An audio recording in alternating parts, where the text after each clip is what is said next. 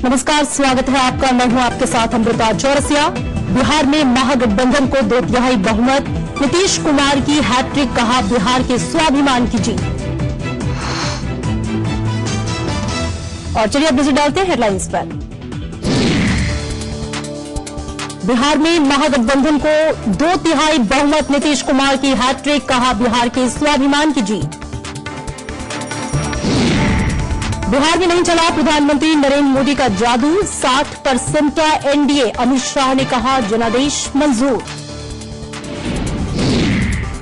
RJD की ज्यादा सीटों के बावजूद नीतीश बनेंगे मुख्यमंत्री, साझा प्रेस कॉन्फ्रेंस में ऐलान, धर्मनिरपेक्ष ताकतों को साथ लाने पर जोर।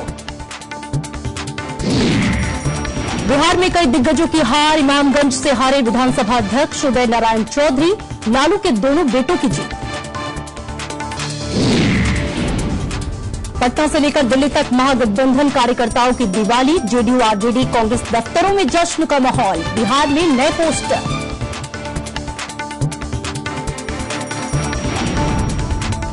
बिहार की जनता ने महागठबंधन पर भरोसा जताया है। नीतीश कुमार एक बार फिर 2/3 बहुमत के साथ सत्ता में वापसी को तैयार हैं। नीतीश और लालू की जोड़ी ने बिहार में जोरदार सफलता हासिल की है। दोनों पुराने राजनीतिक साथी एक दूसरे को मजबूत बनाने में सफल हुए।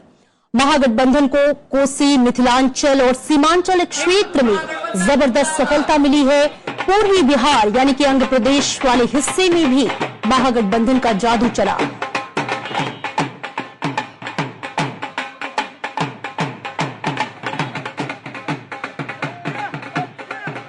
तो आप टीवी स्क्रीन पर 6 तस्वीरें देख सकते हैं। जश्न का माहौल है। इस महाजीत की खुशी में जेडीयू के, आरजेडी के और कांग्रेस के जो कार्यकर्ता हैं वो डूबे हुए हैं। तस्वीरें खुद ब खुद बयां कर रही हैं कि कितनी खुशी है इस जीत के बाद। अगर हम बात करें तो महागठबंधन की बिहार की जनता ने इस बार भरोसा जताया और जीत की जो खुशी है वो आप इन तस्वीरों में देख सकते हैं। तो आप देख सकते हैं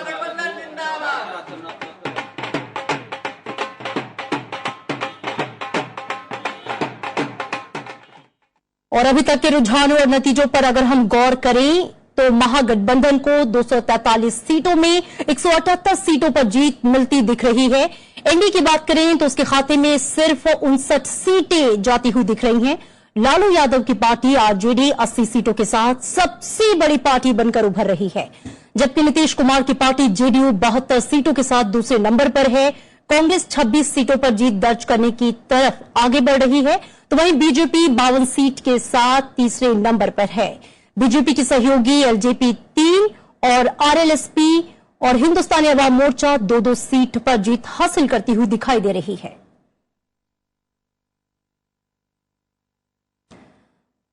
तो आपको बता दें कि बिहार में महागठबंधन को शानदार जीत मिली है। इसका जश्न जो है हर जगह मनाया जा रहा है। और हमारे साथ अनु दीवान हमारे संवाददाता जुड़ गई हैं। अनु दीवान से हम समझना चाहेंगे, अनु दीवान इस वक्त आप कहां मौजूद हैं और हम जानना चाहेंगे कि इस जीत के बाद क्या माहौल है वहां पर।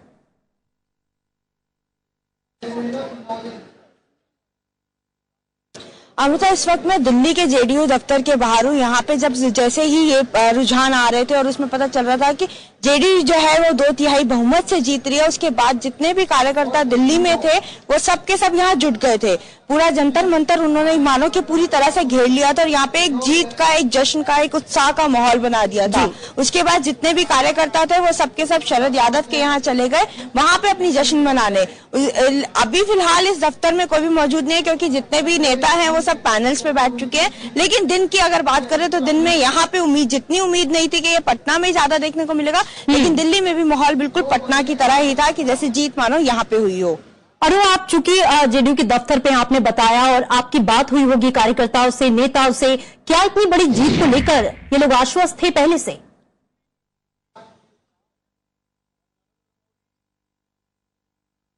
बिल्कुल अमृता, जब इन लोगों से बात की तो इन लोगों को जैसे पूरा विश्वास था कि जेडीयू जो महागठबंधन है वो अपनी जीत हासिल करेगा, क्योंकि जिस तरह से इनका प्रचार रहा है वो दो मुद्दों पर रहा है। विकास की बात तो हर किसी ने की है, लेकिन इसके साथ साथ शांति के साथ विकास की बात ये लोग करते आए। तो जिस तरह से कार्यकर्ताओं के अंदर हमने एक जोश देखने को मिला, उनका कहना था कि हमारा मुद्दा शांति के साथ विकास का था, जो जनता ने जिसको स्वीकार किया और अपना मैंडेट देकर हमें जितवाया। तो यहाँ पे कार्यकर्ताओं से, नेताओं से बात कर ये लगा कि उनको कहीं ना कहीं ये आश्वासन जरूर था कि वो जीतेंगे, लेकिन इतनी बड़ी जीत होगी ये नहीं था। बिल्कुल, इतनी बड़ी जीत होगी इसकी उम्मीद कहीं ना कहीं नहीं थी। इस वक्त मैं जानना चाहूंगी, क्योंकि आप कह रहे हैं कि सभी लोग जो हैं वो शरद यादव के घर की तरफ चले गए, वहां पर जश्न मन रहा है, क्या इस वक्त भी वहां पर कुछ लोग हैं? अगर हम चाहें कि आप कैमरा पैन करके वहां की तस्वीरें हमें दिखा पाएं तो।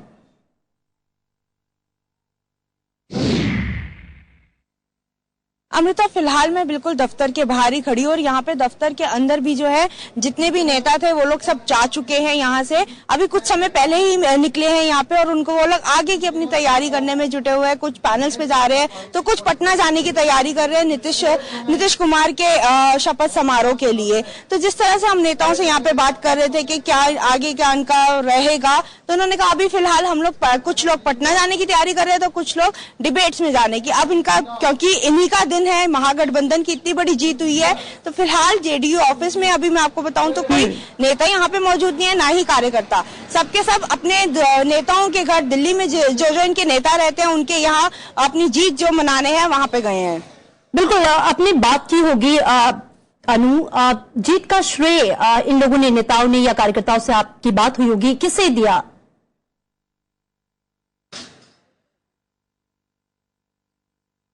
बिल्कुल, जब अमृता हमने इन नेताओं से बात की, इन कार्यकर्ताओं से बात की, तो जीत के श्रेय की अगर जब बात आती है तो इन्होंने कहा कि ये पूरी जनता की जीत है। जो जनता ने अपनी भागीदारी दिखाई, जनता ने जाकर वोटिंग की। जिस तरह से इलेक्शन कमीशन ने भी कहा था कि काफी बड़ी तादाद में वोटिंग हुई है, तो ये इस तरह से यहाँ पे नेता कह रहे थे कि जनता को पूरा श्रेय जाता है जिन्होंने महागठबंधन को स्वीकार किया और यहाँ पे जितवाया। बात करें तो उन्होंने नीतीश कुमार को, लालू यादव को भी यहाँ पे धन्यवाद किया कि उनके एक महागठबंधन के इसके जरिए ही उनको बिहार में नीतीश कुमार को तीसरी बार मुख्यमंत्री बनने का मौका मिला। जहां तक बात है, इन्होंने ये भी बताया कि इस बार सिर्फ ओबीसी कैटेगरी ही नहीं बल्कि जनरल कैटेगरी ने भी बढ़ चढ़कर भाग लिया, जिसमें महिलाएं, युवा ने भी इस बार महागठबंधन को वोट दिया, तभी जाकर इनको इतना बड़ा मैंडेट हासिल हुआ, जो कि 2/3 बहुमत। ठीक है अनु, शुक्रिया हमसे बातचीत करने के लिए। तो जो कार्यकर्ता हैं उनमें जश्न का माहौल है, सभी खुशी मना रहे हैं इस जीत के बाद।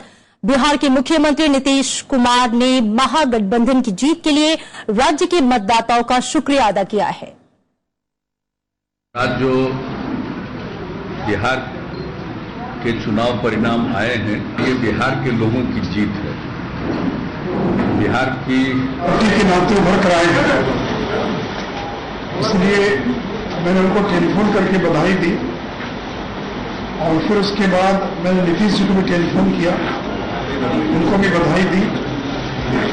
तो मित्रों, जनता ने महागठबंधन को स्पष्ट जनादेश दिया है। एक अच्छी बात है कि फ्रैक्चर्ड मैंडेट नहीं है, एक स्पष्ट जनादेश है। और बिहार के लिए आवश्यक था कि पिछले दिनों जिस प्रकार की एक राजनीतिक अस्थिरता की स्थिति बनी हुई थी, उसमें यह राज्य हित में था कि एक स्पष्ट जनादेश किसी गठबंधन को मिले। और इसलिए बिहार की जनता ने महागठबंधन को स्पष्ट जनादेश दिया है। हम उस जनादेश के सामने अपना सर झुकाते हैं, उसका सम्मान करते हैं।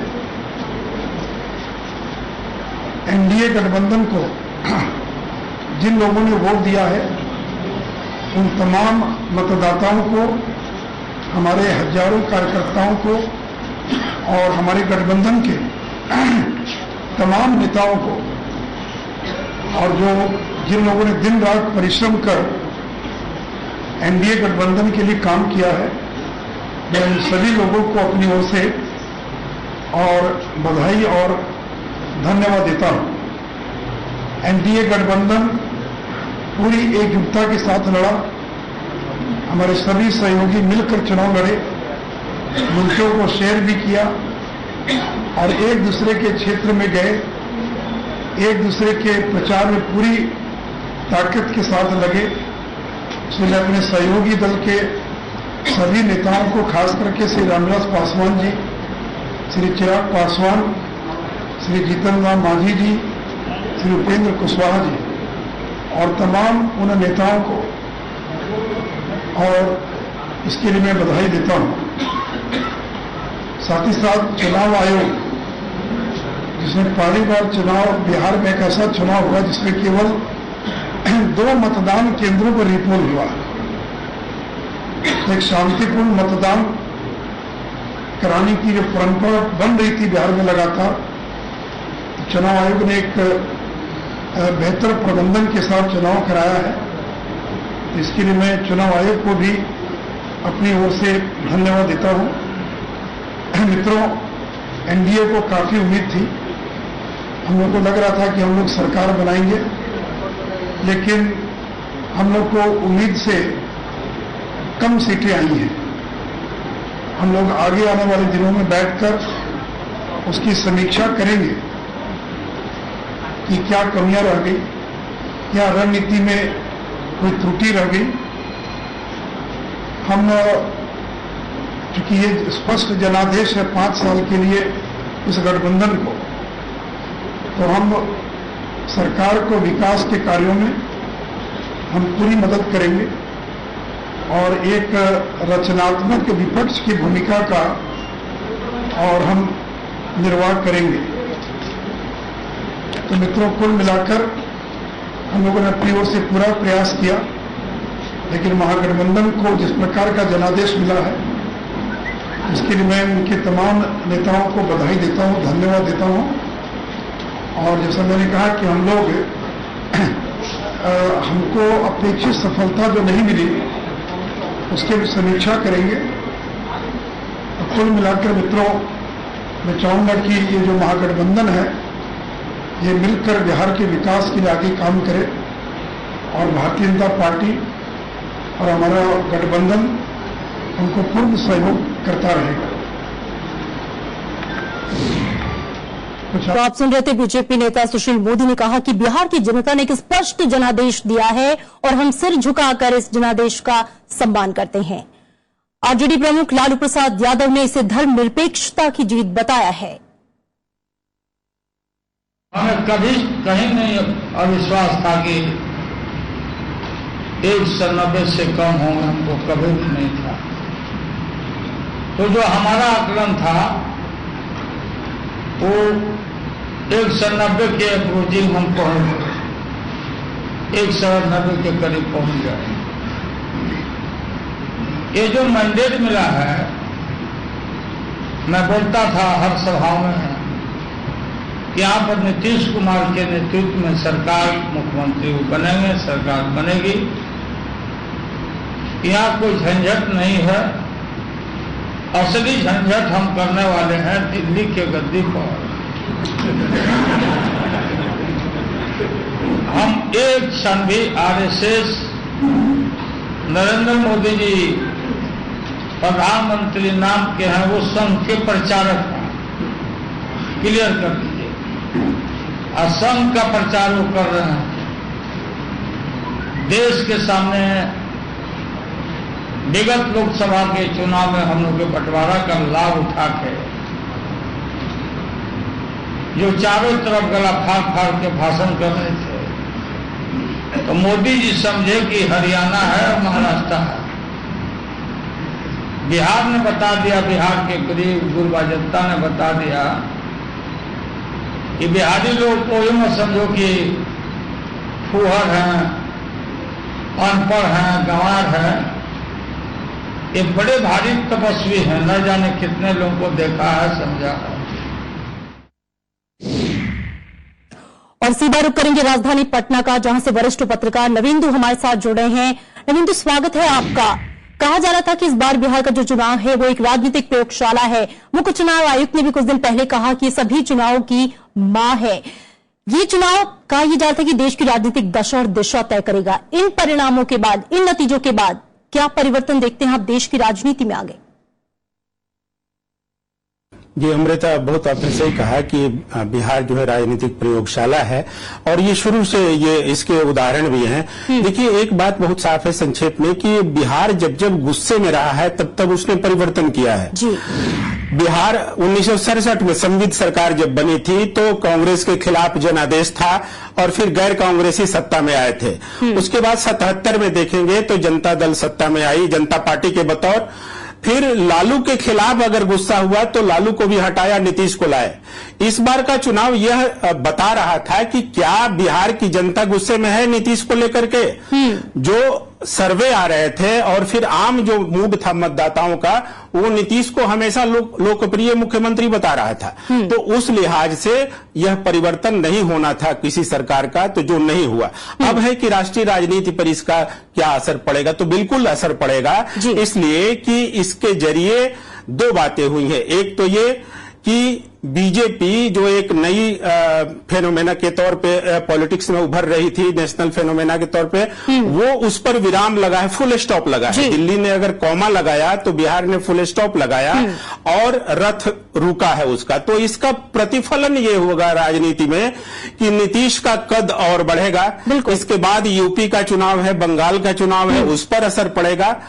और केंद्र की सरकार जो अपने को समझ रही थी कि वह बहुत स्थिर है, शायद मुझे लग रहा है कि बीजेपी और आरएसएस के स्तर पर भी अंतर मंथन शुरू हो और वहां भी कोई नया आपको परिणाम देखने को मिल सकता है। तीसरी बात यह है कि नीतीश ने अपना कद इस चुनाव में बढ़ाया है और रणनीतिकार के तौर पर लालू प्रसाद ने भी अपना कद बढ़ाया है। कांग्रेस बिहार से ही खत्म हुई थी और बिहार से ही कांग्रेस वापस कर रही है अपने को, 25 सीटों पर आगे चल रही है या फिर उसने जीत हासिल किया है। तो ये सब मिला के राष्ट्रीय राजनीति को कल गए प्रभावित करेंगे और आगे शायद 2019 का जो लोकसभा चुनाव है उसमें बिहार एक अहम भूमिका अदा करेगा, नीतीश कुमार एक अहम भूमिका अदा करेंगे। जी बिल्कुल। रविंद्र, मेरे आपसे मेरे कुछ और सवाल हैं, आप हमारे साथ बने रहिए। अपनी संवाददाता कृति मिश्रा का हम रुख करेंगे। आप कृति, सबसे पहले तो ये बताइए, इस जीत के बाद जाहिर तौर पे महागठबंधन खेमे में बहुत ज्यादा खुशी है, लेकिन अगर स्पेशली कांग्रेस की बात करें, नवींद्र जी ने भी अभी कहा 4 से सीधे 25 की ओर, 2010 की बात करें तो 4 सीटें और अब 25, बहुत बड़ी जीत कांग्रेस के लिए।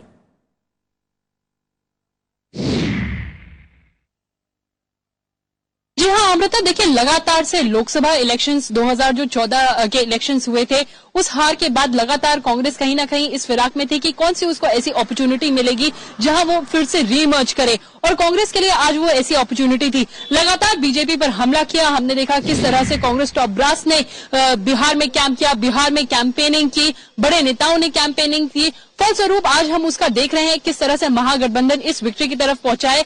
अब देखना ये होगा कि जब बिहार में सरकार बनती है कांग्रेस किस तरह से वहां पर हिस्सेदारी निभाती है।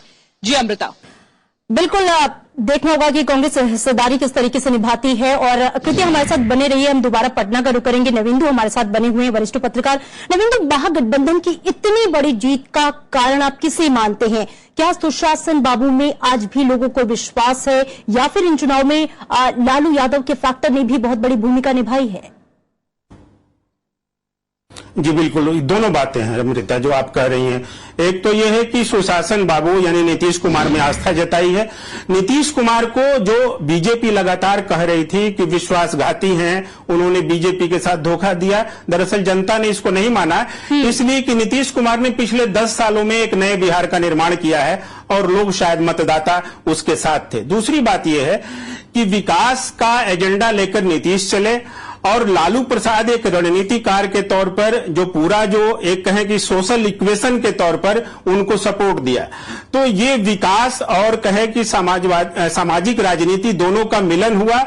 और तीसरा मैं बार बार बोल रहा हूं कि कांग्रेस का जो एक ट्रेडिशनल वोट बैंक है उसका भी साथ मिला।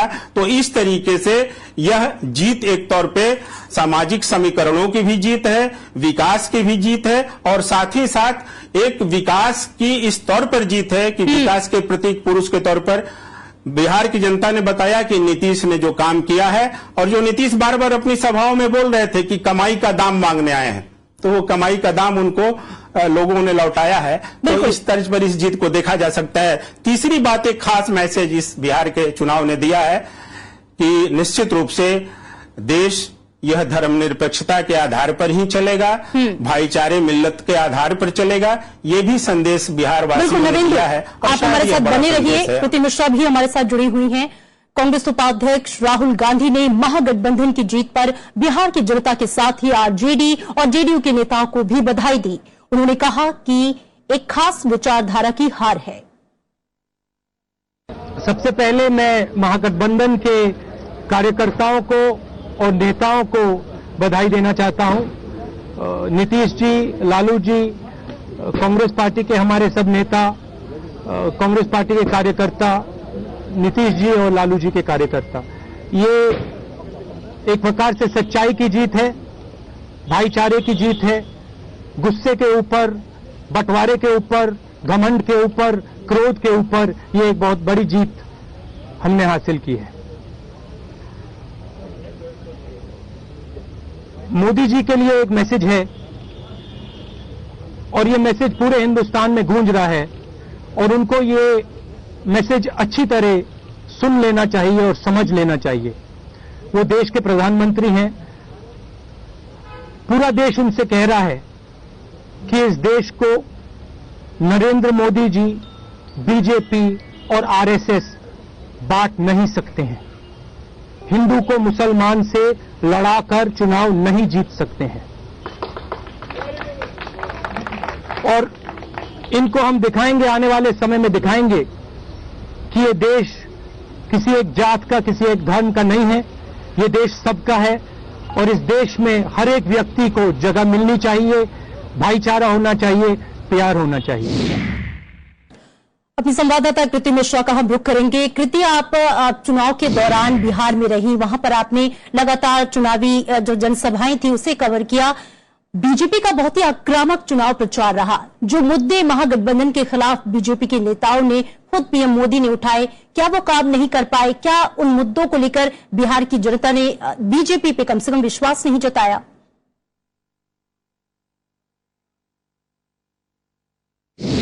देखिए, जानकारों का मानना है कि लगातार बीजेपी मुद्दे बदलती रही और साथ ही जो एक सबसे बड़ी कमी बीजेपी के पास रही कि वो चीफ मिनिस्टरियल कैंडिडेट बीजेपी के पास अपना नहीं था बिहार में। इसीलिए नीतीश कुमार ने ये मुद्दा बनाया कि बिहारी वर्सेस बाहरी की डिबेट। साथ ही जानकारों का ये भी मानना है कि 3 ऐसे मुद्दे थे जिन्होंने कहीं ना कहीं पलटवार किया बीजेपी पे और ये 3 मुद्दे डी से शुरू होते हैं। 3 Ds, दाल, दलित और दादरी। जहां तक हमने देखा जिस तरह से अनफोल्ड हुए सारे इंस्टेंसेस, किस तरह से लगातार ऑपोजिशन ने हमला किया, तो कहीं ना कहीं नीतीश कुमार ने सुशासन की जो बात कही, जनता ने उस पर विश्वास दिलाया और उसी का नतीजा है कि आज हम देख रहे हैं महागठबंधन जिस जीत के रास्ते पर चल पड़ा है। जी अमृता। बिल्कुल कृति, शुक्रिया हमसे बातचीत करने के लिए। और पटना चलते हैं। नविंदु, वरिष्ठ पत्रकार हमारे साथ मौजूद हैं। नविंदु, नतीजा आने के बाद बीजेपी नेताओं का जो बयान आ रहा है कि ये जो जनमत है, ये जो नतीजे हैं वो केंद्र सरकार के कामकाज का जनमत संग्रह नहीं है। ऐसे बयानों का क्या मतलब है? क्योंकि बीजेपी लगातार विकास का दावा कर रही थी और ये दावा क्या बिहार में काम नहीं आया? ये बयान जो है वो यही बता रहा है कि कहीं न कहीं उसका ताल्लुक है। क्यों नहीं ताल्लुक होगा और लोग इसको क्यों नहीं जोड़ेंगे? बिहार के लोग को छोड़िए, देश के लोग भी क्यों नहीं जोड़ेंगे? इसलिए कि इस चुनाव में चुनाव क्या था? जैसे ही प्रधानमंत्री नरेंद्र मोदी की लगभग 23 से ज्यादा सभाएं हुई यहां पर और फिर उनका ही पोस्टर चारों तरफ दिखाई दे रहा था, तो नीतीश बनाम मोदी की लड़ाई थी। नीतीश वर्सेज मोदी ये कह रहे थे लोग और बीजेपी के लोग भी कह रहे थे कि साहब मोदी के नाम पर हम चुनाव लड़ रहे हैं। तो फिर अगर ये हार हुई है और अमित शाह जो प्रदेश राष्ट्रीय बीजेपी के अध्यक्ष हैं, उन्होंने जिस तरह पटना में कैंप किया उत्तर प्रदेश की तर्ज पर लोकसभा में जैसे उन्होंने किया था, तो उस तौर पर अमित शाह और नरेंद्र मोदी की जोड़ी के तौर पर बिहार बीजेपी ने इलेक्शन लड़ा। तो ऐसे में अगर ये हार मिली है तो सवाल तब भी उठ रहे थे कि क्या हार होगी, तो इसके जिम्मेदार मोदी होंगे। तो अब अगर हार हो गई है, एक आखिरी सवाल कि क्या बीजेपी को अपने सहयोगियों से कोई फायदा नहीं हुआ? लेकिन अब वो ये जरूर कह रहे हैं कि ये सामूहिक हार है। बिल्कुल कोई फायदा नहीं हुआ। अगर उस तौर पर कहें कि उन्होंने जो सोशल इंजीनियरिंग करने की सोची, उसमें ऐसे कहें तो जो राजनीति के डमी लोग थे, डमी लोगों को उन्होंने उठाया, जैसे मांझी को उठाया, जैसे पप्पू यादव को उठाया। मांझी हो या पप्पू, ये जिस धारा से आते हैं वो लालू नीतीश की ही धारा है, सामाजिक न्याय की धारा, जहां से ये निकले हुए लोग थे। तो ऐसे में इन डमी कैंडिडेट्स का या डमी जो लीडर्स थे, इनका नहीं चला। और जनता ने कहिए तो एक तरह से जो मूल उसके नेता थे, जिन्होंने बिहार को गढ़ा बनाया या सामाजिक न्याय की तर्ज पर ले चला, समावेशी विकास की तर्ज पर लेकर चल गए, जनता उनके साथ हो गई। तो इसलिए उनको सहयोगी दलों का लाभ नहीं मिला। बहुत शुक्रिया हमसे बातचीत करने के लिए वरिष्ठ पत्रकार नवेंदु हमारे साथ जुड़े हुए। तो बिहार की जनता ने अपना जनादेश सुना दिया है, महागठबंधन को एक बड़ी और भारी जीत मिली है। इसी के साथ फिलहाल इस बुलेटिन में इतना ही। नमस्कार।